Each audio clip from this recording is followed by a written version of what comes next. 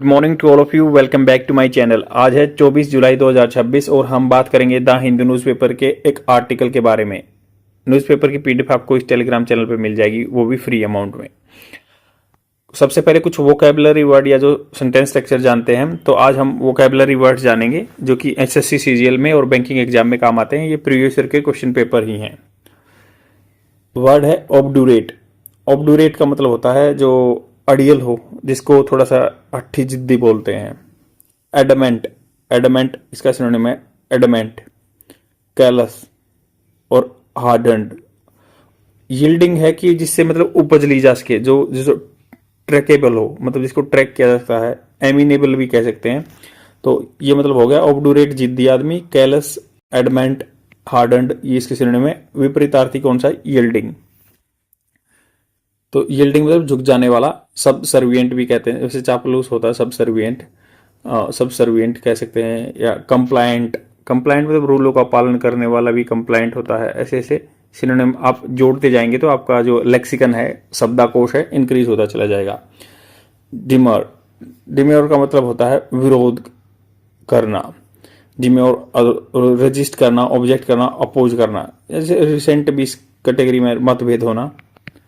तो ये होना अपोजिट। एग्री, सहमत होना किसी चीज से। और इन वर्ड को अपनी वर्नेकुलर यूज लैंग्वेज में यूज करेंगे ना, तो ऑटोमेटिकली आपका वे ऑफ स्पीकिंग भी सुधर जाएगा।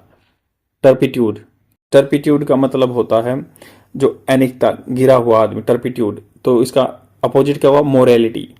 और इसके ये डिप्रेविटी मतलब जो भ्रष्ट आदमी हो, वाइस, वीआईसी।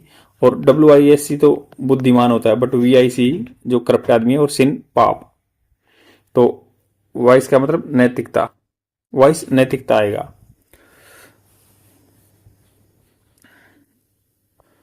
नेक्स्ट है एनकोमियम। एनकोमियम का मतलब होता है सराहना, किसी चीज को प्रशंसा करना। एनकोमियम, एनकोमियम का मतलब अपोजिट क्या होगा? कास्टिगेशन। कास्टिगेट करना मतलब किसी को बुरा भला बोलना, किसी की बुराई करना। जैसे ही castigated him for being late, ऐसे ही castigate him for being late, late होने के कारण उसको कास्टिगेट किया उसने। या तो ये पेनर्जिक, पेनर्जिक मतलब प्रशंसता, किसकी? पेनेजरिक, प्रेज प्रशंसा। ट्रिब्यूट मतलब किसी चीज को श्रेय देना, श्रद्धांजलि देना, सम्मान देना।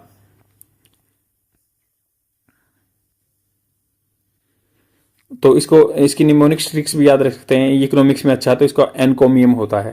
तो इकोनॉमिक्स थोड़ा सा रिलेटेड वर्ड है ना, तो इकोनॉमिक्स पढ़ने वालों का एनकोमियम होता है, प्रशंसा होती है, सराहना होती है। क्वेल मतलब दबाना, सप्रेस करना। इसका opposite provoke, suppress, subdue, restrain, ये इसके सिनोनिम है।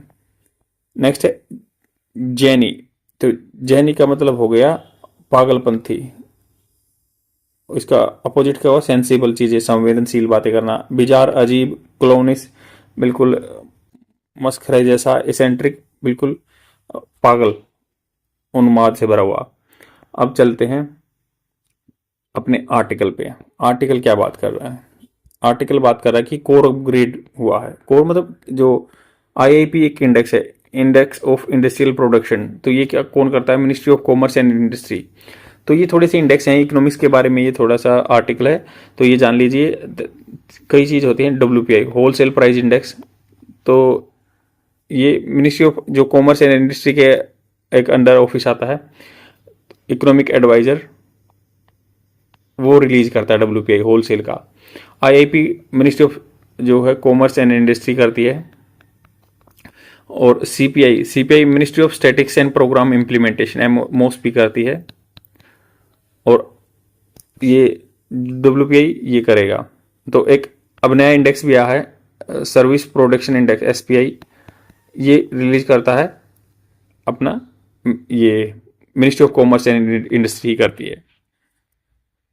और मोस्पी, IIP भी मोस्पी करता है। आपको ये ध्यान रखना कि WPI और ये सर्विस का, होलसेल का ये मिनिस्ट्री ऑफ कॉमर्स करती है, और IIP क्या करती है? MoSPI.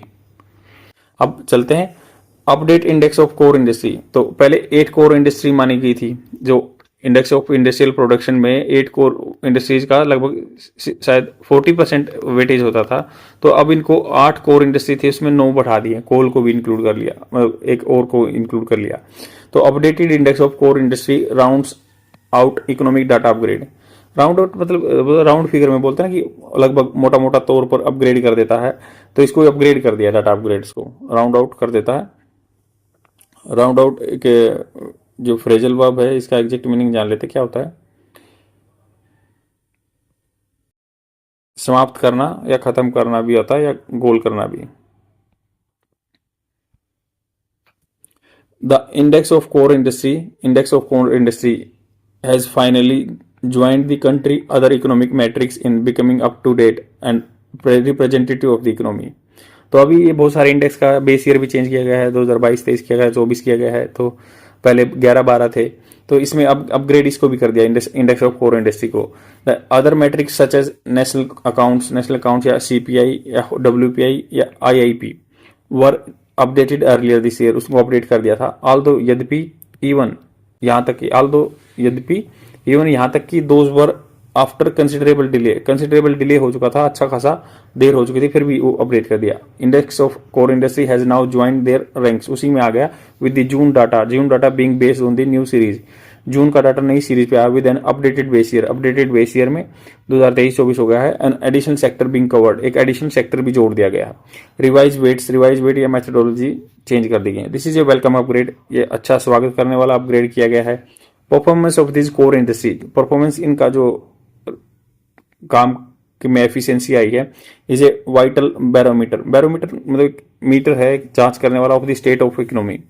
It in the new series the previous 8 core sectors, जो पहले 8 कोर सेक्टर थे ना, के मुख्य सेक्टर थे, हैव बीन बिकम 9 हो गए हैं with the vital inclusion. Vital मतलब महत्वपूर्ण इंक्लूजन, सम्मिलन होना ऑफ द आयरन और सेक्टर का, आयरन का जोड़ दिया गया है।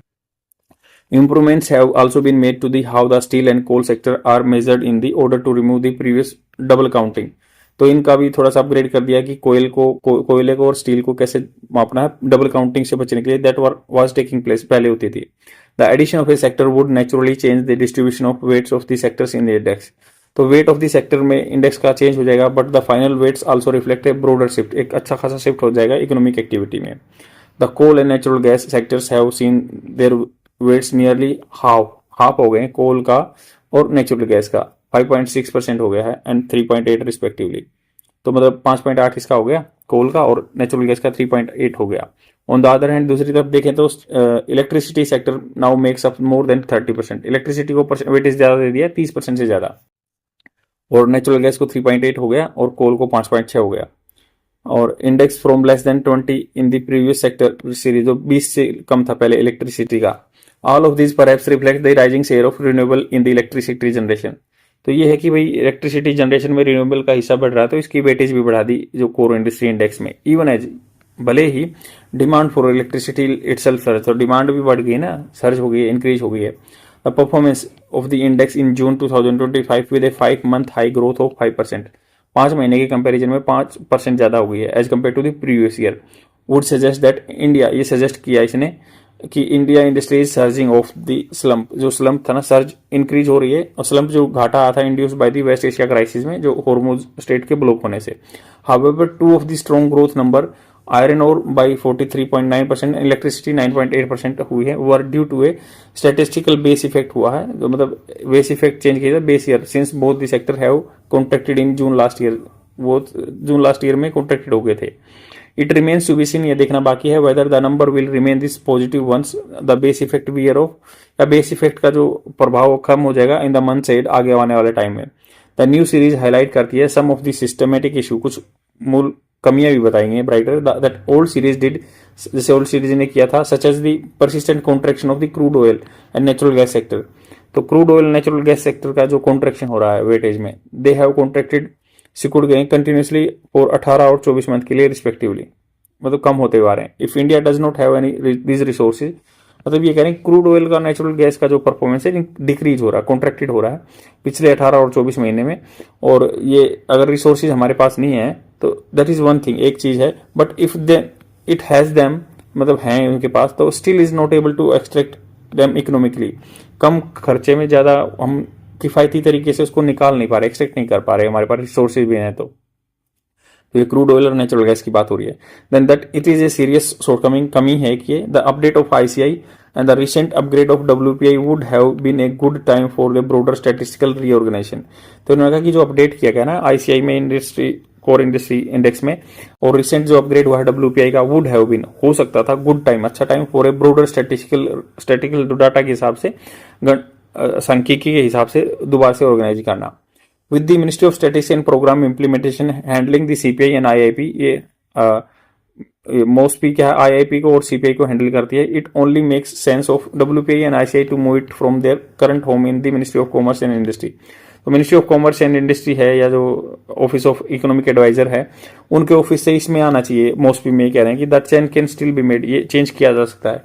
मतलब जो है मोस्टली सांख्यिकी डाटा वाले अच्छे से चीज़ों को कर सकते हैं, इनका कहना है। आई होप आपको समझ में आएगा। लाइक एंड कमेंट जरूर कर देना। आज के लिए इतना ही। Thank you very much, bye.